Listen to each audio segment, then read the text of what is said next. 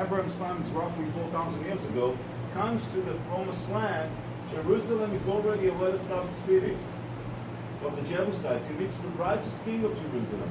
And the reason they located themselves on the lower hill here, very well fortified city, but very surrounded by much taller mountains all around. When Abraham comes here, by the way, this Jebusite city was found, excavated. We have their water system. We have their fortifications.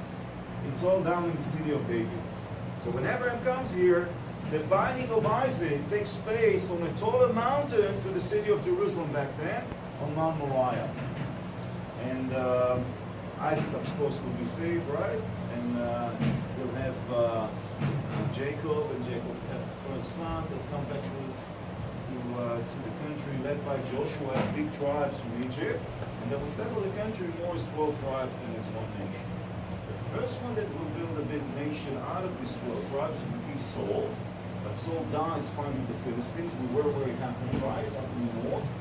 Nailed in the walls of Bethshean, we're doing the story, and this will open the road for David to take the leadership from him. And David is looking for a capital to unify all 12 tribes around. And he picks Jerusalem. Jerusalem was never able to be taken by any of the tribes, so it could serve as a capital to all. And there's a big mystery as to how he takes the city. The city is so well fortified. The Jebusites are mocking him. They're telling him, we could leave on the walls just the crippled and the blind, and you still can't take it. By the way, some people read into it. You remember two of the miracles that Jesus does in Jerusalem is curing the cripple up in where we're going to be, the Bethesda pools, and curing the blind at the Siloam pool. Like it's echoing this kind of bragging of the Jebusites. And David nevertheless takes the city. There's a big mystery how he did it. The Bible tells us that briefing his men, he's telling them to take Jerusalem. One would have, now I'm translating, to touch the pot. Nobody knew what he's talking about all these years until a little bit over 100 years ago. A gentleman called Charles Warren who did some of the most amazing discoveries of Jerusalem. It's like the closest thing you can think of to Indiana Jones. He goes through the cracks and the openings of Jerusalem. He'll be the one that finds the shaft that goes over from the pool of the Jebusites into the tunnel that led them over to the water. And the speculation now is that David's men, led by Joab, sneaked into the city through the water system. They show you there how you can climb up through this shaft from where the pool is over to where the tunnel that took them straight into the city walls. It's a bit of a speculation, but it's a nice one. Anyway, the city was taken, and David he takes the city by force, but he buys, you know how much he paid for it? He buys the threshing field that was up on top of Mount Moriah, with the binding price, of course, and wanting to build a temple there, God doesn't let him, right? Because he has so many things in his hands, right? His son will. His son Solomon, who's, by the way, who's the mother of Solomon? Bathsheba. Bathsheba is, again, Solomon is a result of one of the most terrible sins of David. Yeah, he wanted to take somebody's wife, but she was married, right? So what he does as a king, he sends her husband into the front line of the battle so he would be killed, so he can take her. Up till now, just a regular story of a king who does whatever.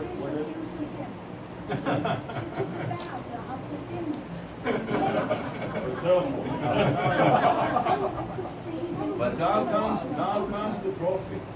Up till now, it's a regular story about the king who does whatever he likes. Very common in the ancient time, very common in our time. But this is something unique to the Jewish civilization. Here comes a person that has no armies behind him, nobody to back him. He's not armed and he cannot defend himself. And he tells a terrible story to David of a man that has 1,000 sheep. And his neighbor has one, right? And the man with 1,000 sheep grabbed the only sheep of the poor guy. And David is furious, give me the man, I'll take him with my own hands, right? And then the prophet Nathan is telling him in 2 words. Well, in Hebrew it's 2 words. You are the man. Ataish. And David, of course, understands that what he's talking about, guilt, remorse, and all that. So This is the unique thing about this civilization here. That there is somebody that would speak the word of God and he has the fear of God alone. And he speaks morals and he doesn't mind, to whom he's talking to. The man in the street or to the king. He's coming with the word of God. Very unique to this civilization. You don't find much of it in the civilizations around us back then. So David is not allowed to build the temple up here, but his son Solomon will. And 3,000 years ago, the first temple would be built here. This temple would stand here for another 400 years until King Zedekiah, the last of the Davidic dynasty, would lose it to the Babylonians. The Babylonians captured Jerusalem, destroyed the temple. It's in the Bible, and we found very clear evidence, archaeological evidence, to the destruction of the first temple in Jerusalem, including Babylonian arrowheads that were found around the city from this time frame. The temple would be in ruins for 70 years, but as Jeremiah, during the time of the siege, is telling us the temple will be rebuilt 70 years after the destruction of the first temple. The Babylonians are being defeated by the Persians. The Persians are allowing the people to come back to the Cyrus Declaration was found. It's mentioned, it's in the Bible, and it was found in Iraq about 150 years ago. Exactly the same. And it's a document that allowed the native people coming back to their native countries. Some of the Jews would take the opportunity, come back to the land of Israel, rebuild the temple.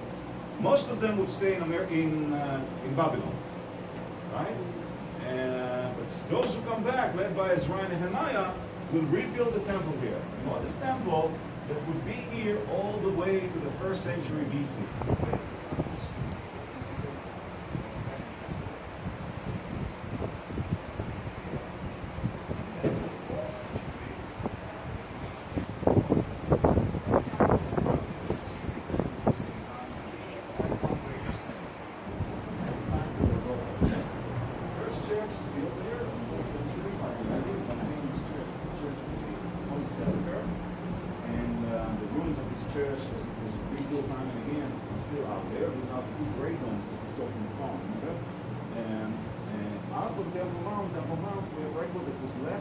As a dump to fulfill the prophecy over the destruction of the temple. So it wasn't really, therefore, probably where the Binding of Isaac was, but probably where the Holy of Holies was in the temple. And this mosque is built over it.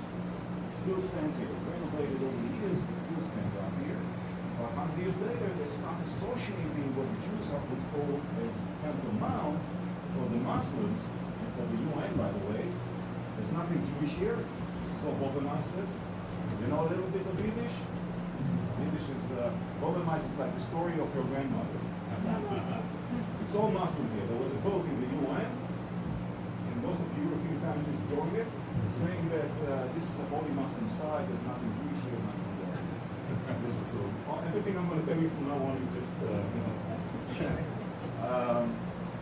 and this is for them, is the place where Muhammad, the prophet, was taken in the middle of the night, the mosque of the dead, where he would be lifted up and meet God on the heavens, spirits and prophecies. This becomes the third most holy site in Israel. It makes things even more interesting. The Crusaders would take Jerusalem for a short period of around 90 years. They rebuilt the church again. Up here on the mountain, it's where the Templars were located. So the Templars is a unique kind of group of monks.